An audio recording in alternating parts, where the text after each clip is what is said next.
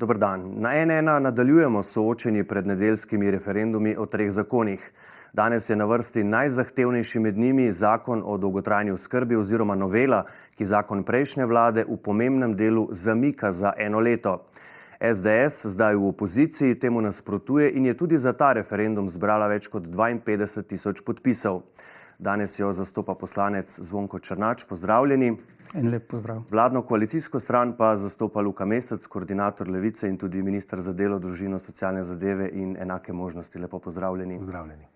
Gospod Mesec, stranke vladajoče koalicije pravite, da zakon o dolgotrajni oskrbi prejšnje vlade zamikate zato, ker je neizvedljiv, še več, svarite pred katastrofalnimi posledicami, če ljudje na referendumu glasujejo proti. Zakaj je torej zakon neizvedljiv in kaj se bo zgodilo 1. januarja, če bodo ljudje proti? Ja, dober dan, lepo pozdravljeni, hvala lepa za to iztočnico. Zdaj, problem tega zakona je, da potrebuje popravke v približno 2/3 členov. To pravita naša pravna služba na Ministrstvu za delo in to pravi enako Ministrstvo za zdravje. Oboji smo skrbnik dolgotrajne oskrbe. Mi pokrivamo socialni del, oni zdravstveni. Problem tega zakona je, da poskuša v bistvu neke tuje modele vnesti v slovensko resničnost. Recimo, v Angliji poznajo oskrbovalne in negovalne domove, pri nas imamo domove za starejše. Po 1.1. bi se morali naši domovi za starejše nekako prekategorizirati v oskrbovalne in negovalne domove, pri čemer noben ne izpolnjuje kriterijev za eno ali drugo. Se pravi, vprašanje je, ali bodo po tem zakonu sploh še legalno izvajali dejavnost, ki jo zdaj izvajajo. Drugo vprašanje so recimo CUDV, kjer je 2000 invalidov. Zakon recimo narekuje, da bomo morali 1.1. imeti zdravniški izvedenski organ, ki ga ni, ki naj bi 2000 oskrbovancev tam ponovno ocenil in jim bodisi ponovno podelil pravice, bodisi ne. In tako naprej. Skratka, en kup takih stvari je noter, ki bodo lahko vodile do tega, da se bomo znašali v protipravnem položaju, če ne bomo tem ljudem, 22.000 oskrbovancem v domovih za starejše, na nek način začeli odrekati pravic, ki jih zdaj uživajo. In zato mene skrbi, mislim, tega ne govorim kot predstavnik katerekoli politične opcije, to govorim kot minister, ki je odgovoren za ta segment.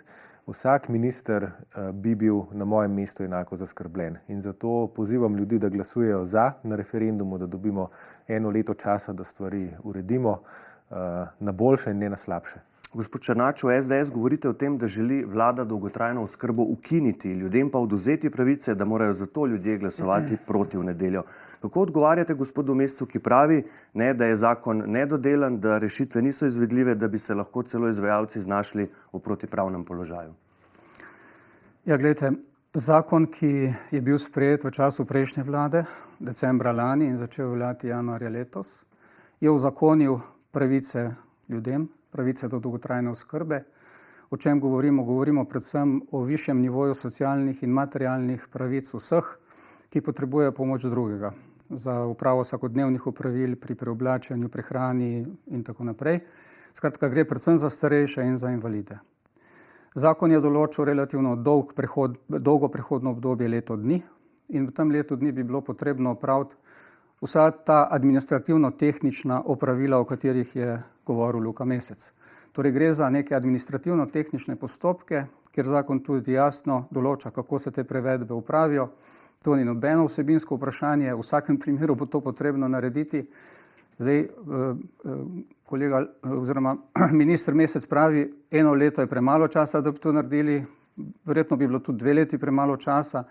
To ni glavni argument za to, da se ta zakon uveljavi. Vladni zakon, ki ga je vlada dala v proceduro poleti in vladna koalicija sprejela, blokira te pravice ljudem. Se pravi, jemlje uzakonjene pravice ljudem.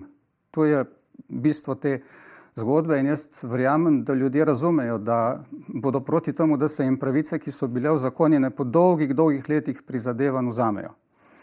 Povedal bi še sledeče, da se en del zakona že izvaja. Če bi prejšnja vlada ravnala tako kot sedanja, se to verjetno ne bi zgodilo, ker smo zaznali, da je zelo velik problem pri ljudeh, ki živijo sami, padejo v stanovanju, nima jim kdo pomagati.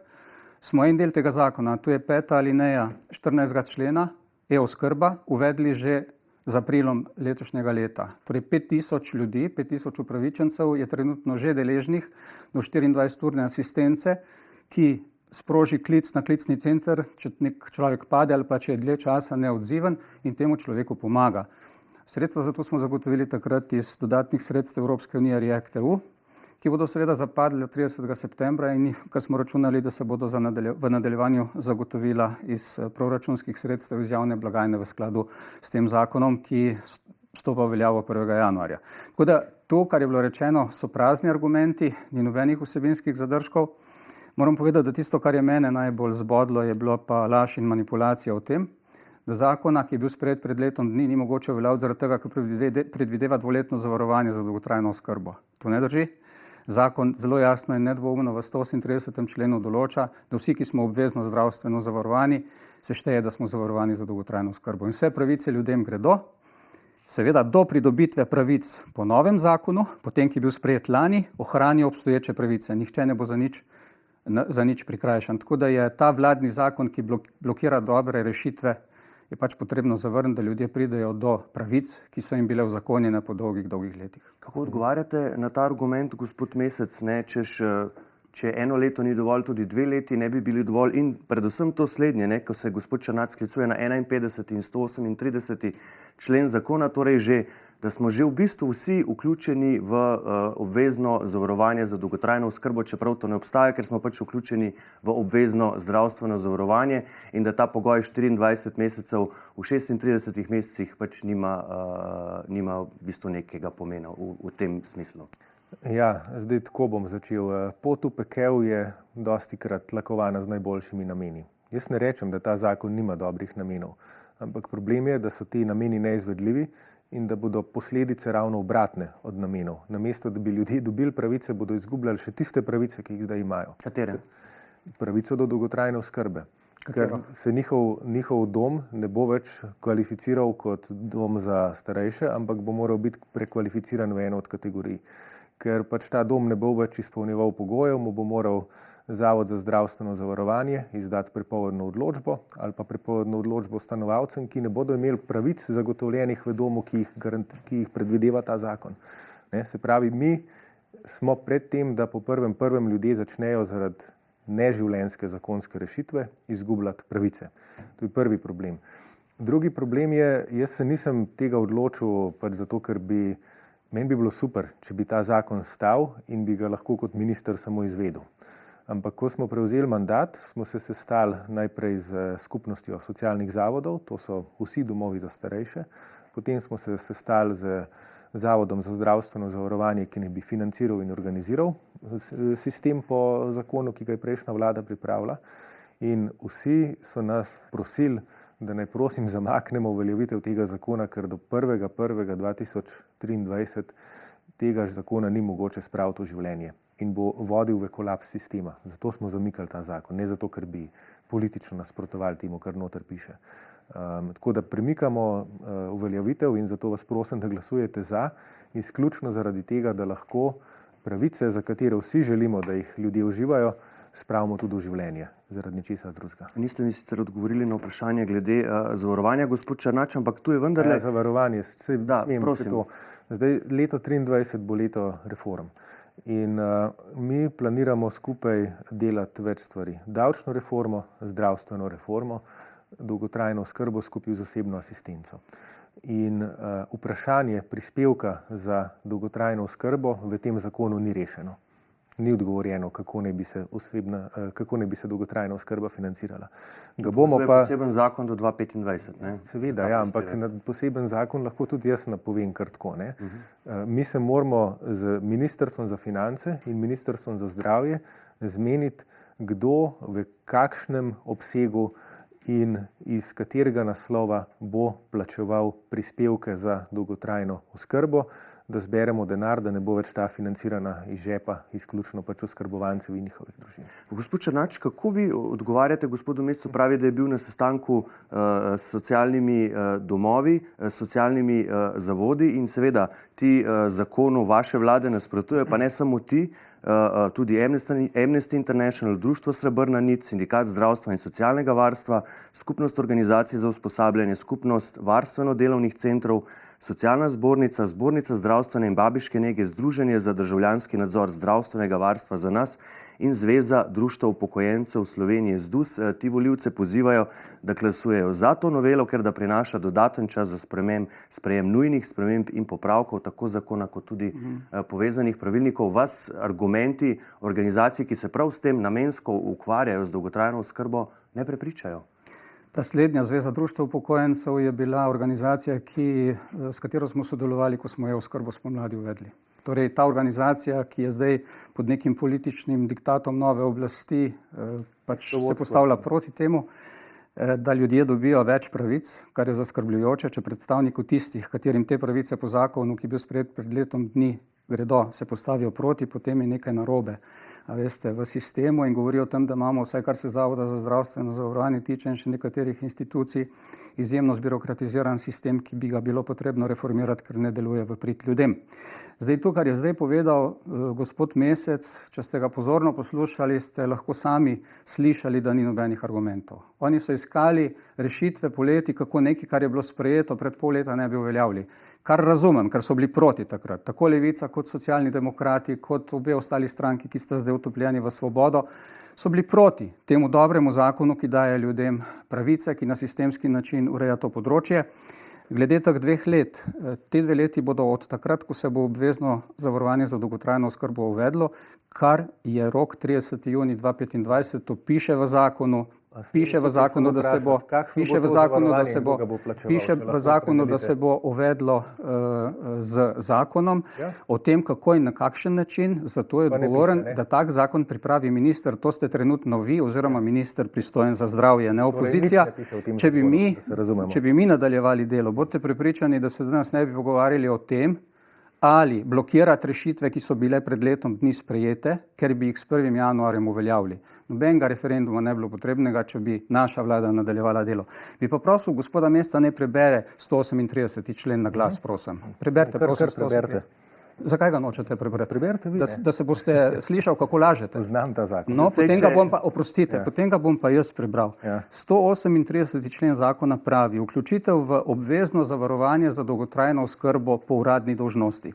Z dnem začetka uporabe tega zakona, to je bilo 18. januarja letos, se šteje, da so v obvezno zavarovanje za dolgotrajno oskrbo vključene vse osebe, ki so na dan začetka uporabe tega zakona vključene v obvezno zdravstveno zavarovanje in izpolnjujejo pogoje iz 51. člena, stalno bivališče in tako naprej, kar moramo izpolnjevati tudi za obvezno zdravstveno zavarovanje. Torej, noben ne bo izgubil nikakršne pravice, ker smo vsi zavarovani. In nadalje, tako Zavod za zdravstveno zavarovanje, kot domovi za starejše, ti socialno-varstveni zavodi in vsi ostali, vodstva CUDV-jev, ki jih je omenjal gospod Mesec, so dolžni na podlagi 139. člena zakona opraviti ustrezne prevedbe. Za nekatere se je rok že iztekel 30. oktobra letos. Jaz upam, da so bile upravljene, ker zakon velja. Ta zakon velja. In govori o tem, da morajo biti do 30. oktobra vsi oskrbovanci v domovih za starejše administrativno prevedeni v nove kategorije. Tukaj ne gre za nobena izvedenska mnenja, pač pa za neko administrativno tehnično opravilo, ki ga je potrebno narediti samo zaradi tega, da se vzpostavi neka administrativna hrbtenica za začetek delovanja novega sistema. In pri argumentih, ki jih poslušamo s strani koalicije in gospoda Mesca in gospoda Danijela Bešič Loredana, gre za iskanje načina, kako bi na nek revanšističen način izničili dobre rešitve, ki jih je sprejela prejšnja vlada. Na hrbtih ljudi, ki pomoč potrebujejo. To je pa najbolj zavržno, kar je lahko. Revanšizem vam očitajo, gospod Mesec. Lepo prosim. No, mislim, zdaj kot prvo, zakaj hudiča bi kdo revanšizem zganjal na zakonu za dolgotrajno oskrbo? In kakšen revanšizem točno bi bil to? Vsem nam je v interesu, da so starejši preskrbljeni in oskrbljeni v najboljši možni meri in v najboljši možni veri. Ne? Zdaj, problem tega, kar je pravkar povedal gospod Černač, je tale. Ne? Če ste pozorno poslušali, 138. člen pravi, da se z 18. januarjem letos ljudje avtomatsko vključimo kot zavarovanci za dolgotrajno oskrbo skozi obvezno zdravstveno zavarovanje. In da potem je samo administrativno-tehnično, kako bomo zdaj te pravice izvedli. Glejte, mi imamo zdravstveno blagajno, kjer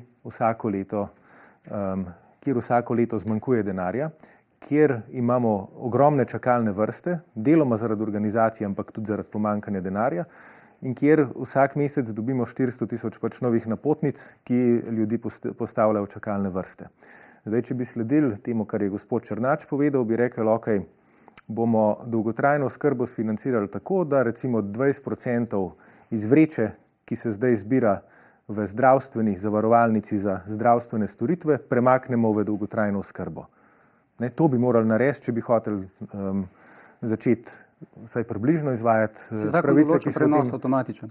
Pa glejte, kakšnih 20%? Vi niste nobenega dodatnega vira zagotovili, vi ste v isti vreči denarja, ki zdaj gre v zdravstvo, rekli, naj financira še dolgotrajno oskrbo. Dolgotrajna oskrba pa stane, odvisno kako jo bomo predelili, ampak med 600 milijonov in milijardo na leto. Lejte, tega denarja ni. Ni, seveda ga ni, se ni nobenega novega prispevka. Mislim, zelo lahko je to na pamet govoriti iz opozicije, mislim, malo drugače pa je, ko je treba pač sestavljati proračun, ko je treba pač pokazati, iz kje se bo kaj plačevalo. Tega ta zakon ne dela, ta zakon pač blefira. Lejte, jaz moram reči, da gospod Mesec tega zakona, ne glede na to, da je bil poslanec, ko se je sprejemal lani decembra, očitno ne pozna. Ker ta zakon določa avtomatičen prenos dela sredstev pokojninske in zdravstvene blagajne v nekih 2%, odstotku in pol, za zagotavljanje dela sredstev za dolgotrajno oskrbo. Proračun za prihodnje leto je do nekaj ur nazaj imel zagotovljenih 97 milijonov evrov pri ministru za zdravje za dolgotrajno oskrbo. Z tega je vladajoča koalicija zmanjšala za 79 milijonov, istočasno pa dala plus 52 milijonov v skrbi nezakonitih migrantov. Torej, sredstva so bila zagotovljena. Tudi, če so jih zdaj z rebalansom zmanjšali, bo pač potrebno narediti prerazporeditve, ko bo zakon uveljavljen v letu 2023 pri 16,7 milijardah, verjamem, da se bo našlo 79 milijonov. Ampak ni problem v denarju. Ne? Gospod Mesec sploh ni odgovoril na te laži in manipulacije, ki sta jih skupaj z ministrom in njihovi visoki državni uradniki zadnje dni trosla v javnosti o tem, da moraš biti zavarovan 24 mesecev za to, da si upravičen. Ne? Tega sploh pa ni odgovoril in ni mogel zanikati nekaj, kar črno na belem piše v zakonu, da ne drži. V zakonu črno na belem piše, vsi, ki smo obvezno zdravstveno zavarovani, smo do uvedbe prispevka, kjer je rok 30. junij 2025, avtomatično vključeni v zavarovanje za dolgotrajno oskrbo. Lejte, moram povedati, da meni je zelo težko. 24 mesecev, to pa drži. Ne, nobenih 24 mesecev ni nikjer. Kje ste jih našli? Kje? Zakonu. Kje? Našli ste jih, ko bo obvezno zdravstveno zavarovanje uvedeno. Takrat pa bo pogoj, ker nekdo, ki bo začel na novo delati, se bo moral pač na novo vključiti. Bom citiral, to je 11. člen, prvi odstavek, splošni pogoji za pridobitev pravic iz dolgotrajne oskrbe. Torej, zavarovana oseba je upravičena do pravic iz dolgotrajne oskrbe, če, in tu bom zdaj pri 3. točki, ima lastnost zavarovane osebe v obveznem zavarovanju za dolgotrajno oskrbo vsaj 24 mesecev v zadnjih 36 mesecih pred uveljavljanjem pravic do dolgotrajne oskrbe. Ja, ko bo uvedeno, kako lahko zahtevate od nekoga, da je zavarovan za nekaj, kar še ni uvedeno? Lepo vas prosim, ampak gledajte, jaz mislim, da se pogovarjamo o stvareh, ki sploh niso problem izvajanja tega zakona. Ne? Zakaj je problem, zakaj ima Mesec, Levica, Socialni demokrati, Svoboda problem z zakonom, ki je bil sprejet pred letom dni? Zaradi tega, ker je bil po dolgih letih sprejet v času, ko je vlado vodil gospod Janša. In njim gre za prestiž. Njim ne gre za to, da bi pomagali ljudem, ki so pomoči potrebni, ampak ne morejo preboliti, da se je nekaj, kar se ni uredilo v času dolge vladavine levih vlad, uspelo urediti v času, ko je vlado vodil gospod Janša. Zato gre in zaradi tega jaz govorim o revanšizmu in nekaj podobnega je tudi recimo v petek pojutrišnjem bomo odločali o višjih davkih, kjer je bila sprejeta spomladi davčna reforma, kateri je tudi Levica in vsi ostali so nasprotovali, ki je zniževala vsem ljudem davke preko višjih olajšav. To je podobna zgodba, ker gre za nekaj dobrega, kar je bilo sprejeto v prid in v korist ljudi. je to za sedanjo oblast neprebavljivo in želi to odpraviti na plečih ljudi. Ker drugače pogledajte, zakon o dolgotrajni oskrbi ureja vsa področja in to na bistveno višjem nivoju, kot je sedaj veljavna ureditev. Recimo, če vam sam preberem iz priloge tega zakona. Smem še jaz kaj povedati? Ja, sam še stavek, če dovolite. Saj ste tudi vi kar dosti govoril, gospod Mesec. Priloga določa nivo teh pravic. Nekdo, ki je v oskrbi v domu za starejše in morajo za enega skrbeti 24 ur dnevno, je upravičen po tem zakonu do 1870 evrov storitev, zato ker ga morajo hraniti, preoblačiti in tako naprej. Zdaj pa veste, da imamo dodatek za pomoč in postrežbo, kjer je najnižji 157, srednji 314 evrov in najvišji 451 evrov. Torej, pravice, ki gredo ljudem po tem zakonu, so bistveno višje. Vlada jih želi z zakonom, o katerem bomo v nedeljo odločali na referendumu, blokirati. In če ljudje želijo sebi dobro, bodo ta škodljiv zakon vlade zavrnili. Gospod Mesec. Glejte, zdaj kot prvo, gospod Černač, ta zakon ni nič drugega kot pač ena zmeda. Vse, kar ste zdaj govorili, jaz ne vem, če kdo razume, kdaj se katero zavarovanje uvede, kakšne pravice naj bi iz njega izhajale, kaj naj bi bil ta prispevek za dolgotrajno oskrbo, kako naj bi se ta izvajala, ena zmeda je. In zato imamo problem s tem zakonom, ker enako ga berejo vsi izvajalci, financeri, civilna družba, tisti uporabniki, ki so ga prebrali. Iz tega zakona ni mogoče vzpostaviti sistema, ki bi deloval in zagotavljal kakršnekoli pravice ljudem. Kakršnekoli pravice. In zato imamo cel seznam, ki ga je prej kolega prebral, od Srebrne niti do skupnosti socialnih zavodov, do Zavoda za zdravstveno zavarovanje, do Zveze društev upokojencev, vsi so zato, da se na referendumu podpre našo novelo, ker jih skrbi, da nam bo sistem kolapsiral, če se ta zmeda, ki ste jo vi v zakon napisali, uvede. Zato spreminjamo vse skupaj. In drugo, kar bi tukaj želel povedati, je pa to. V našem taboru, se pravi taboru za, so dobesedno vsi. Civilna družba, upokojenske organizacije, izvajalci, domovi za starejše, varstveno-delovni centri, vsi so tukaj. Na drugi strani imamo pa kaj? Imamo pa eno opozicijsko stranko, ki se je iz čistega spotikanja vlade lotila zbiranja podpisov in je zdaj edina, ki ta zakon zagovarja. Zakaj ga zagovarja? Zaradi tega, ker hoče po prvem povzročiti še več problemov vladi, ampak se mene to ne moti, če povzroča probleme vladi. Problem je, da bo povzročila problem vsem, ki danes uživajo pravice do dolgotrajne oskrbe, vsem 22 tisočim. Oni bodo imeli problemi in oni so za vas očitno vsi starejši, ki so danes v domovih za starejše, očitno kolateralna škoda vaših političnih iger. No, v taboru proti je najprej preko 52 tisoč tistih, ki so zahtevali referendum o tem vladnem škodljivem zakonu. V taboru proti so vsi tisti ljudje, ki jim je bila po dolgih letih prizadevanj lani decembra uzakonjena pravica in upravičenja, ki se nanašajo na dolgotrajno oskrbo. V taboru proti so vsi tisti, ki spoštujejo in podpirajo tiste, ki delamo v korist ljudi. Nobenega kolapsa sistema ne bo zaradi tega zakona, nobenega kolapsa, ker moram reči, da gospod Mesec še vedno govori tako, kot da bi bil še vedno opozicijski poslanec. On še vedno uporablja isto retoriko, kot je uporabljal, ko je nasprotoval temu zakonu decembra lani.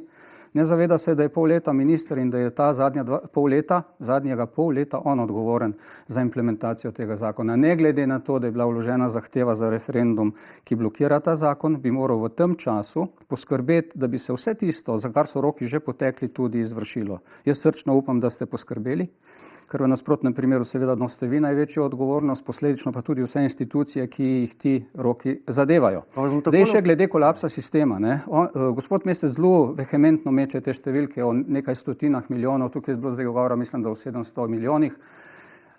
Številke tega zakona za prihodnje leto so nekje na nivoju 180 milijonov evrov, ki so zagotovljena v proračunu ta sredstva.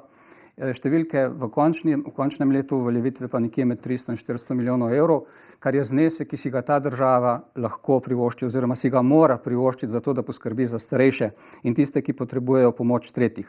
Gospod Mesec je govoril lani oziroma letos spomladi še, ko je bila sprejeta davčna reforma, da bo ta nižji znesek dohodnine, s katerim smo dvignili plače vsem zaposlenim že v letošnjem letu, pomenil izpad 800 milijonov iz naslova dohodnine.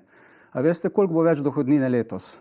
Njihov dokument, ki smo ga sprejeli pred kakim mesecem dni, rebalans proračuna za letošnje leto. Več bo 50 milijonov evrov iz dohodnine. Ampak to ni tema zakona o dolgotrajni govori oskrbi. o tem, da so njegove izjave popolnoma neverodostojne, manipulativne, da govori kot nek opozicijski poslanec, ne pa kot minister, ki je odgovoren za ureditev tega področja. Pa vas bom takole vprašal, gospod Mesec, zakaj pa vlada poskuša zdaj z dodatnim manevrom še enega zakona o dolgotrajni oskrbi, ki razveljavlja zakon prejšnje vlade, a po informacijah N1 prekopira kar velik del roke, zamika še dodatno do 1. oktobra 2024. Minister za zdravje Bešič Loredan pa ga želi po nujnem postopku skozi državni zbor spraviti do konca leta, torej v enem mesecu. A vi v Levici to podpirate? Ne podpiramo in tudi gospod Bešič Loredan je odstopil od tega plana. Aha, torej je že mrtev, ga ne bo. Ja, ampak ta zakon, gledajte, je bil pred dnevi poslan desetim naslovnikom. Jaz sem tudi vas poslušal. Dovolite, da jaz povem. Zmeda še večja. Mi na Ministrstvu za delo in Ministrstvu za zdravje od poletja naprej intenzivno iščemo rešitev, kako se iz te zagonetke rešiti. Problem je, da je ta zakon, ki smo ga podedovali od prejšnje vlade, ena navadna administrativna zmeda, ki nam bo povzročila kolaps sistema. Drug problem, ki ga imamo, je, da imamo Evropsko komisijo, kjer je prejšnja vlada napisala, da bo dolgotrajna oskrba urejena, in imamo mejnik, ki ga moramo izpolniti, zato da bomo upravičeni do črpanja evropskih sredstev. In zdaj mi moramo in tretji problem, ki ga imamo, je, da smo z referendumsko blokado prišli do tega, da mi do najverjetneje 24. januarja, ko bodo znani referendumski rezultati, če bo izglasovana njihova opcija, pa celo eno leto, ne smemo posegati v isto družbeno razmerje. Niste nekako razmišljali, da boste državno volilno komisijo, da boste dali predlog strani vlade, da če bo tistih, ki so za, več kot tistih, ki so proti, in torej v tem primeru kvorum 338 tisoč volivcev, ni potreben, da državna volilna komisija ta rok skrajša, da bi bilo še pred novim letom, a boste to zdaj naredili? Hvala za to iztočnico. Smo to pobudo dali, veste, kaj so njihovi člani na državni volilni komisiji odgovorili, da bodo v tem primeru pripravili pritožbo, ki nam bo postopke zavlekla do maja. In mislim, da to vse pove o nameri. A to drži, gospod Černač? Da to vse pove o nameri predlagatelja. Saj lahko konkretno povem. Gospod Drago Zadrgal je to povedal na državni volilni komisiji, tja je imenovan strani stranke SDS. In je eden od nekolikih članov nobene težje odločanja nima na državni volilni komisiji. En glas, tako kot vsi ostali. Kar želi SDS s tem celotnim postopkom referenduma in temi postopkovnimi šaradami doseči, je na plečih upokojencev, na plečih oskrbovancev v domovih za starejše, ki bodo zgubljali pravice zaradi te zakonske zmede, spotikati in uničevati vlado. To je vse, kar imamo. Glede na vse do sedaj izrečene laži, manipulacije strani gospoda Mesca, jaz verjamem, da je tudi to, kar zdaj govoril o gospodu Zadrgalu, ena velika gromozanska laž, in za katero se bo verjetno moral še javno opravičiti, ampak to ni bistvo. Bistvo je, da je povedal zdaj v zadnjem delu vse argumente za proti njihovemu škodljivemu zakonu, ker glas proti v nedeljo vse te njihove domnevne težave reši. Domnevne govorim, zaradi tega, ker so domnevne težave, gledajte. Vse to, o čemer govori gospod Mesec, so domnevne namišljene težave, kjer si sami postavljajo neke težave in iščejo način, kako ne bi zakona, ki velja, začeli izvrševati tako, kot je bil sprejet, in dati pravice ljudem s 1. januarjem. Torej se tudi zavod izmišljuje po organizaciji? Glas proti v nedeljo je glas za rešitev vseh teh zagad. Glas proti njihovemu škodljivemu zakonu je glas za uveljavitev pravic starejšim, ki si zaslužijo, da ta država, na kar so nas številne institucije upozarjale vrsto let, končno uredi področje dolgotrajne oskrbe. In še en argument, ki ga sam nisem želel izpostavljati, ker s takimi javnimi izjavami sami sebi škodimo, ga je pa navedel gospod Mesec. Potencialno se izpostavljamo izgubi evropskih sredstev iz načrta za okrevanje in odpornost v višini 1,5 milijarde. Zakaj? Zaradi tega, ker je ta zakon ne samo formalen sprejem, ampak uveljavitev, tako kot je bil sprejem, eden iz mejnikov pri dostopanju do teh nepovratnih evropskih sredstev. Gospod Mesec je sam to povedal, da je lahko to problem. In vsem tem problemom, gledajte, se izognemo z zelo enostavno potjo. V nedeljo na referendumu obkrožimo proti in vse te stvari in vse te domišljene težave bodo, nepotrebne težave, ki so si jih sami zakuhali, bodo rešene. V sklepnem delu smo, gospod Mesec, se lahko na tem mestu zavežete, da nihče s 1.1. ne bo izgubil pravic pri oskrbi, da ne bo plačeval več, ne glede na to, kaj se zgodi v nedeljo. Najprej to zelo na kratko danes, se lahko zavežete. Ob glasu za se absolutno zavezujem, da bo temu tako. Če pa proti, pa ne morete. Ob glasu proti, glejte, pa mi dobimo neživljenjsko zakonsko ureditev, ki bo vodila v kolaps sistema, ki je ne bomo smeli zaradi ustavnih omejitev spreminjati eno leto. To je tveganje glasu proti. Dobro. In jaz vas prosim ne zato, da podprete vlado, ampak zato, da lahko oskrbovanci v domovih za starejše uživajo še naprej pravice, ki jih imajo, glasujete za, da se ne igramo konec koncev z njihovimi pravicami, njihovo dobrobitjo in njihovimi življenji. Se lahko tudi zavežete, da bo vlada, ne glede na razplet v nedeljo, pripravila zakon, ki bo urejal to akutno področje, ki bo ljudem zagotavljal oskrbo, ki bo prinašal nadzor nad porabo sredstev, da ne bo prihajalo do zlorab in ki bo imel podporo stroke, izvajalcev, ZZZS-ja ter seveda uporabnikov in zaposlenih. Dokdaj in kakšen bo prispevek? Bo to progresiven prispevek? Kaj bo to? Tako, in na tem delamo že od poletja. Se zavežete in dokdaj tak zakon bo? Tak zakon bo sprejet v prvi polovici leta 2023. 23. Gospod Černač, kaj pravite na to? To bo torej 144. verzija. Ne potrebujemo je. Ne potrebujemo 144. verzije, dovolj je 143, ki je bila sprejeta lani decembra. Po tej izjavi moram še enkrat povedati, da gospod Luka Mesec žal ni prestopil iz čevljev opozicijskega poslanca v čevlje ministra. Vkolikor bi jaz danes bil v njegovih čevljih, bi na prvo vprašanje zelo jasno in nedvoumno povedal, da ne glede na izid referenduma nihče ne bo izgubil nobene pravice, da pa bodo ljudje, ki potrebujejo pomoč drugih, v primeru glasu proti slabemu zakonu dobili s 1. januarjem bistveno višji obseg pravic in da bo minister storil vse, da bodo te pravice čim prej tudi uresničene.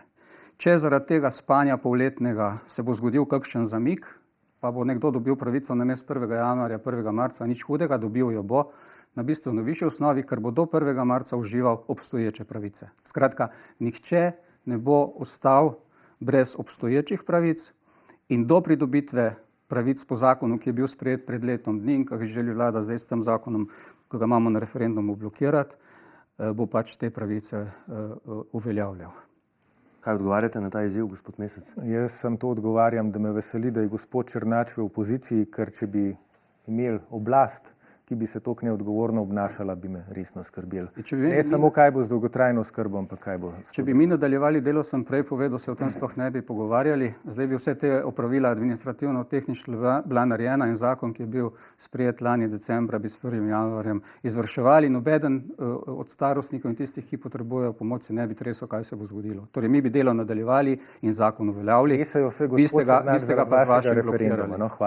Zdaj bodo pa na koncu v nedeljo odločili ljudje, spoštovana gosta, gospod Zvonko Černač, gospod Luka Mesec. Hvala, da ste prišli. Hvala tudi vam za povabilo.